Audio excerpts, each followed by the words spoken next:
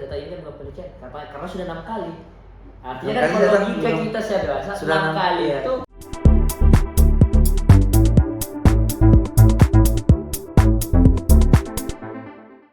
Assalamualaikum warahmatullahi wabarakatuh. What's up guys? Welcome to podcast Kursi Kevin Season 2.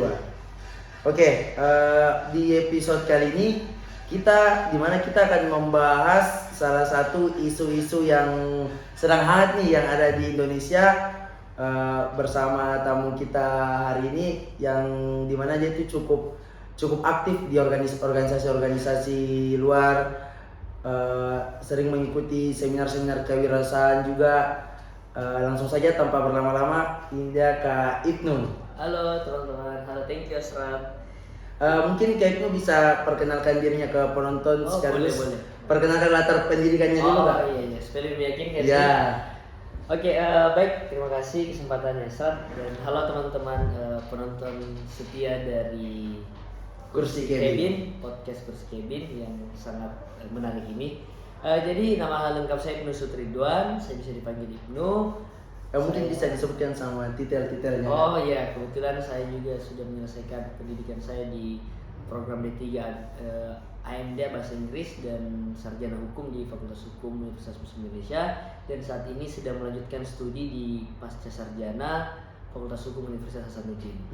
Kalau latar belakang sih memang mungkin tadi sempat jelaskan persoalan kewirausahaan, tapi sebenarnya lebih fokus dan concernnya profesi itu dan belajarnya itu tentang hukum, isu sosial dan sebagainya. Karena kan hukum itu kan sosial humaniora, jadi memang berkaitan dengan isu sosial, hukum itu mungkin ya adalah pengetahuan sedikit ya Mas. Nah itu mungkin, atau masih mau dikasih detail? Jangan beli. Mungkin begitu dulu saja Kak. Oke deh. Nah, Kak Ibnu ini kan salah satu alumni hukum Universitas Muslim Indonesia. Betul. Angkatan 2018. 2018 selesai 2022. Tahun lalu. Dan langsung juga lanjut lagi ke kampus sebelah, nyebrang dulu toh. Unas. Unas ambil hukum lagi Kak? Hukum sama linear, masih dengan studi yang sama. Berarti di sana S2. Ya, itu lanjutannya MH-nya, magister hukumnya. Ngambil S2 itu berapa lama kemarin Kak? Kalau S2 ini kan saya baru masuk ke semester 3, baru. Oh, sekarang masih sementara kuliah? Sementara masih. Kan saya masuk 2020 juga. Jadi 2 bulan, 3 bulan, 4 bulan setelah wisuda itu sudah ada ijazah, buka pendaftaran di Unhas. Kebetulan ada rezeki dan memang niat belajarnya masih ada, dan langsung lanjut. Mengambil jurusan magister ilmu hukum. Kalau di ilmu hukum, kalau konsentrasinya hukum tata negara sebenarnya. Itu sastra. Nah, kalau anak hukum itu kan Kak identik dengan advokat, hakim, jaksa. Oh itu profesi ya, benar sih, karena sama kayak mungkin saya nggak tahu kalau di teknik industri apa sih, ada juga profesi yang memang profesi insinyur. Ya, dengan jurusannya linear, sesuai dengan jurusannya. Kalau hukum kan pasti tidak jauh dari tadi advokat, lawyer, jaksa, hakim, tapi ada juga yang lain kayak notaris misalkan, dan beberapa pekerjaan lain lah yang sesuai dengan jurusan hukum. Gitu. Kayak kalau dokter kan ya memang kalau mau kuliah dokter, mau jadi dokter harus sekolah dokter. Sama kayak pengacara, tidak bisa orang dulu dari jurusan hukum. Jaksa pun demikian. Itu sih. Nah, kebetulan nih saya sedang berbicara dengan anak hukum. Oke. Saya kebetulan. Iya, kebetulan. Nah, di sini mungkin kita bisa, di Indonesia ini kan sekarang lagi banyak isu-isu yang lagi gempar. Banyak. Nah, salah satunya itu terjadi di salah satu kota di Indonesia yang sekarang sedang hangat-hangatnya sih Kak. Ada isu yang hangat nih. Ya, ada isu yang hangat. Gimana ya? Yang tentang di salah satu kota Indonesia itu yang tentang dosen dan mahasiswi. Oh, di Lampung ya kalau. Ya. Oh iya, yang di Lampung Kak. Nah, kenapa itu yang di Lampung. Saya mau bertanya ini Kak sama anak hukum, selaku anak hukum. Selaku orang. Ya, selaku orang hukum, bagaimana sih Kak pendapat Kakak melihat kejadian dosen dan mahasiswi yang sedang terjadi di Lampung ini? Bagaimana menurut pandangan Kak Ibnu Suud? Jadi kan saya bicara di sini mungkin lebih banyak melihat kepada aspek hukumnya dan melihat mungkin secara pandangan milenial ya, karena kan kita juga masih milenial. Apalagi ini kan kita bicara dalam lingkup podcast kampus. Nah kalau bicara hukumnya sih saya kan ya cukup mengikuti karena kan viral. Jadi setahu saya ini kejadian baru terjadi di bulan ini juga, dan ini sangat viral. Kenapa viral? Karena kebetulan yang melakukan tindakannya bisa dibilang perselingkuhan, Ya. itu adalah ada dosen dan mahasiswinya. Nah, Jadi dan yang dosen dan mahasiswi. dan yang ternyata yang baru saya tahu kan ternyata si dosen ini sudah beristri dan punya anak. Betul, sudah punya istri, sudah punya anak. Nah, jadi, dan melakukan perbuatan itu ternyata di rumah sendiri. Di rumah Di sih rumah dosen sendiri, ini. dosen itu. Jadi Nah. itu kalau kita Oh. di luar dari aspek hukumnya. Jadi ini kan ada dosen dan mahasiswi dari Universitas UIN Raden Intan kalau saya tidak Ya. salah ya, intinya UIN di Lampung. Iya, iya. Nah, mereka ternyata digrebek oleh warga di rumah si dosen itu sedang berduaan lah. Ya kalau dalam hukumnya itu tentu memang sudah bukan hal yang benar Ya, karena bukan. satu sudah punya status hubungan pernikahan yang sah. Ya walaupun yang saat ini masih cuman kan tidak dibolehkan Ya, ya, dalam ya. hukum pidana pun itu bisa disebut sebagai sebuah perzinahan Perzinahan. atau perselingkuhan yang membuat orang tersebut telah melanggar hukum yang ada. Berarti kemarin si dosen ini melakukan, maksudnya kayak istilahnya berpacaran itu di rumahnya sendiri. Ya betul. Di rumah Dari sendiri. Nah, informasi yang ada itu dari betul. semua berita online, sosial media, dari informasi valid itu memang ada kronologinya.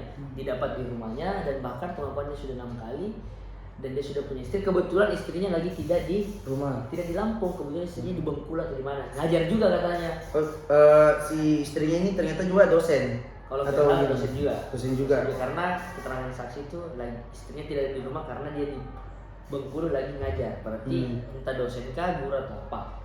Tapi ya itu tadi bahwa karena ada ikatan pernikahan jadi dalam pandangan hukum itu hal yang dilarang. Jadi kita pernah hukum pidana. Jadi memang salah sih. Jadi yang menarik. Oh berarti si istrinya ini di mana tadi?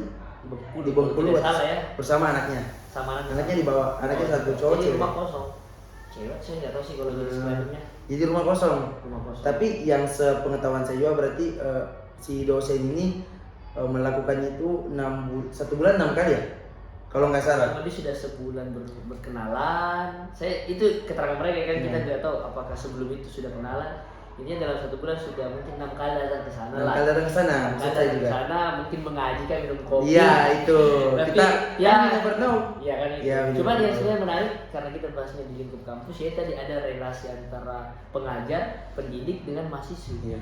Nah ini kan hal yang sebenarnya memang sudah pernah disorot di aturan Permendikbud, Permendikbudristek 30 yang disosialisasikan untuk mencegah adanya tindak pelecehan. Tapi sebenarnya bukan pelecehan, karena kalau pelecehan itu misalkan Asra sama si A, Iya. dia tidak mau Asra paksa, dia kan contoh apa misalnya. Oh iya. Ini kan sebenarnya kalau misalkan ada yang bilang, ini bisa dipenjarakan, dipidanakan karena melecehkan. Oh siapa yang korban, siapa yang pelaku, ini kan sama-sama mau. Ya sama-sama mau. Jadi ada tidak ada relasi paksa, tidak ada relasi kuasa, tidak ada paksaan. Pokoknya pure karena kamu suka saya suka kamu. Iya, Oke lah, gitu jadi. Yang salahnya karena sudah ada statusnya. Ya itu. Dan melakukan di luar hubungan pernikahan. Nah, seandainya si dosen belum mempunyai status pernikahan, mungkin Nah itu lain cerita. Lain cerita. Kalau misalkan dia tidak punya status pernikahan, mungkin masih akan ada upaya hukum untuk menjerat mereka secara pidana. Misalkan perbuatan asusila. Perbuatan asusila ini ada beberapa unsur delik di dalamnya. Tapi sebenarnya agak susah juga karena biasanya asusila itu perbuatan yang tidak sesuai dengan tindak susila, tindak norma-norma agama, norma-norma hukum dan sebagainya. Itu biasanya di depan umum. Jadi kalau misalkan ada orang nih didapat depan umum lagi mesum itu mengganggu pemandangan, orang bisa lapor. Tapi ini kan sebenarnya dia tertutup.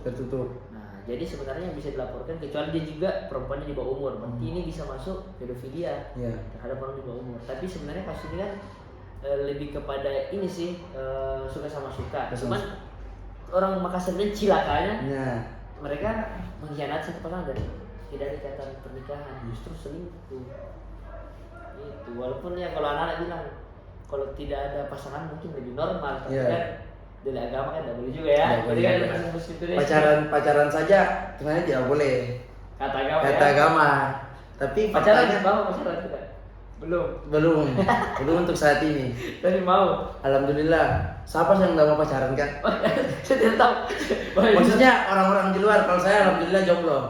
Sekali jomblo karena banyak yang ada. Ya.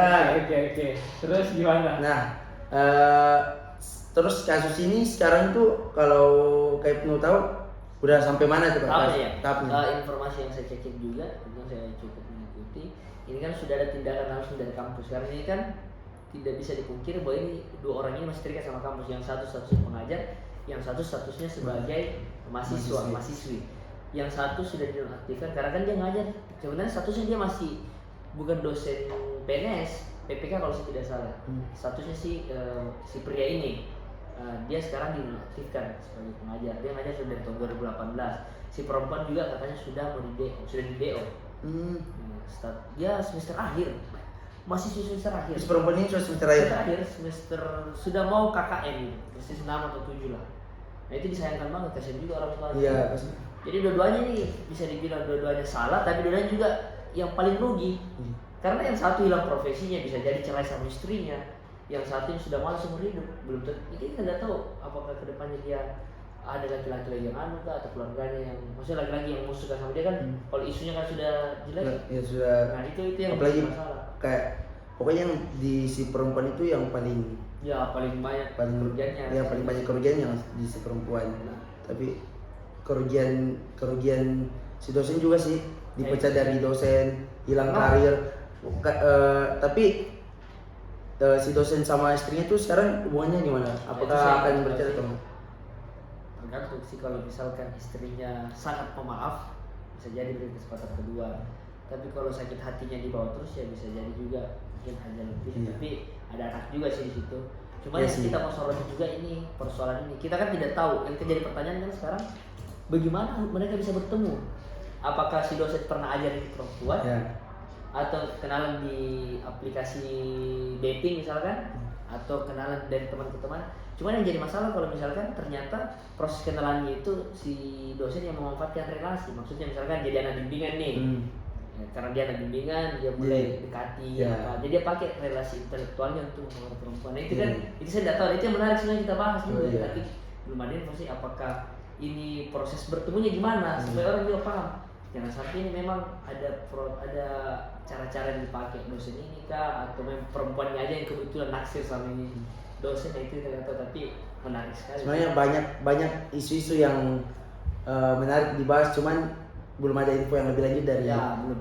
Lampungnya sendiri. Nanti coba di cross check lagi, dicek sama teman-teman sampai di mana. Cuman ya ini bisa jadi bahan edukasi juga untuk kita mahasiswa, untuk teman-teman yang sekarang masih kuliah, bahwa penting sekali untuk menaati hukum yang ada, memperhatikan situasi. Karena ada juga kejadiannya nggak beda sih, cuman ada kejadian di mana ada perselingkuhan juga, cuman statusnya ini si laki-laki yang ditipu sama si perempuan ngakunya tidak jomblo, ternyata dia sudah punya suami.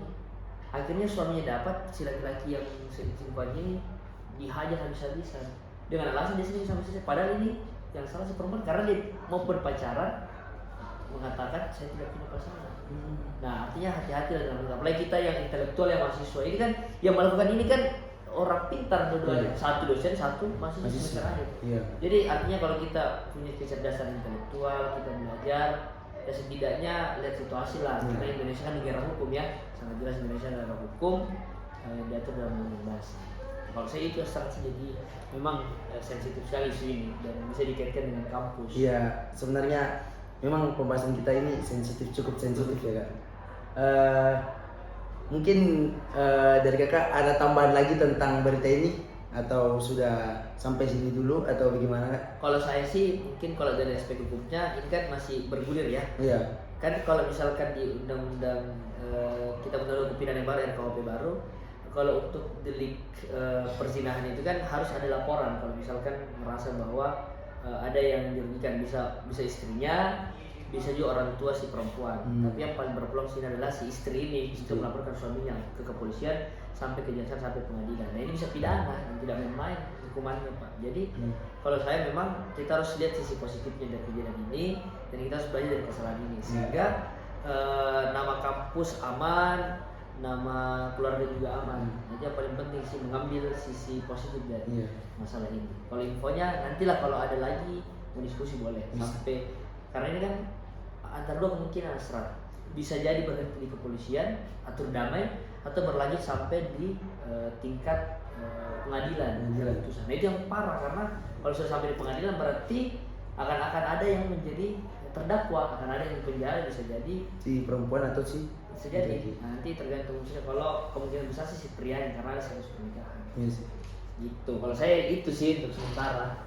Kan sebenarnya di sini kan tidak bisa juga terlalu disalahkan si dosennya karena kan sama-sama mau. Yes, kalau kita paksaan, pakai kan. pandangan, makanya Jadi, tadi saya bilang penting melihat latar belakang Latar belakang. terjadinya hubungan ini. Iya. Apakah dosen menggunakan relasi intelektual kuasanya? Karena kan kalau kita kembali ke Permendikbud 30, yang dibahas itu kan adalah membentuk satgas supaya tidak ada lagi upaya pelecehan-pelecehan oleh oknum-oknum dosen. Iya. Nah, itu caranya. Nah, kita sudah tahu ini kan bukan pelecehan karena sudah 6 kali. Artinya 6 kan kali kalau datang logika minum- kita saya dewasa, sudah 6 kali iya, itu datang minum kopi Ya. atau makan 6 bisa. kali itu bukan yang enggak, maksudnya bukan tanpa sadar ya. Iya. Kalau 1 kali mungkin ya Udah, ya hilaf. atau apa, ini 6 6 kali, iya 6 kali itu, udah bukan hilaf lagi tuh kak. Jadi saya ya itulah, makanya yang begini kan kalau di warga plus 62 kan paling cepat viral. Iya. Isu perselingkuhan, drama orang yang disakiti itu pasti Iya, cepat viral. pasti. Apalagi kayak ini, nah, menarik sih karena orang bilang ini cewek selebgram katanya sih. Oh selebgram. Cukup terkenal. Cukup terkenal. Dan memang kalau lihat fotonya ya cantik. Oh berarti Kalau kebetulan lihat kayak ini, itu sudah stalker. di si cewek. di berita online enggak salah sih, dari info di sosial media. Oh. Terus, berita online, artikel-artikel itu menyebutkan bahwa ini perempuan termasuk perempuan yang cukup aktif berkegiatan. Jadi bukan kayak anak kuku bukan, tapi aktif bersosial media dan sebagainya. Jadi harusnya dia tahu bahwa dirinya sensitif gitu. Jangan sampai berani gitu. Jadi ya namanya cinta. Iya. Cinta atau apa ya ini juga. Mungkin sampai situ dulu pembahasan kita Oh, hari ini iya. kak. Karena takut ya sensitif. Iya sensitif pembahasannya, takut terlalu jauh kita melangkah. Siap. Terima kasih Kak Ibnu selaku tamu podcast kita Siap. hari ini. Thank you. Terima kasih banyak Thank Kak you. sudah meluangkan waktunya di podcast Kursi Kevin. Kursi Terima Kevin, kasih Kursi Kevin. Terima kasih juga kepada bidang Infocom, bidang saya sendiri yang telah membantu jalannya podcast ini. Dan terima kasih juga buat para penonton yang telah menonton dan mendengarkan episode kali ini. Wajib nonton ya. Ya wajib nonton, like, comment, and subscribe Kak. Pokoknya Oke, siap. saya Muhammad Asrat selaku host podcast Kursi Kevin season 2 dan tamu kita hari ini. Saya Ibnu Sutridon Lain Desa selaku tamu undangan Ya. pada podcast Kevin hari ini. Ya. Kita berdua pamit undur diri dulu. Tidak ada cara yang terbaik, tapi selalu ada cara yang lebih baik. Jayalah ente, jayalah 091. 091. See you next episode. Bye guys. Assalamualaikum warahmatullahi wabarakatuh.